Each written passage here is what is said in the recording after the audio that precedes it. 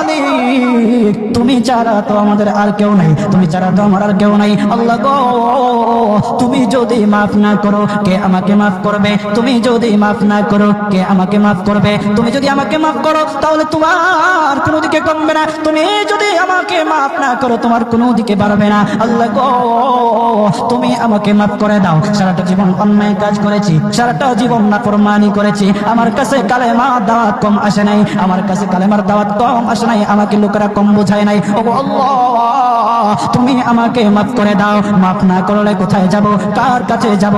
বাবা যখন মারে তখন মার কাছে আশ্রয় নেওয়া যায়, মা যখন প্রহার করে তখন বাবার কাছে আশ্রয় নেওয়া যায়, বাবা মা যখন প্রহার করে তখন দুনিয়ার কারো না কারো কাছে আশ্রয় নেওয়া যায়। ও আল্লাহ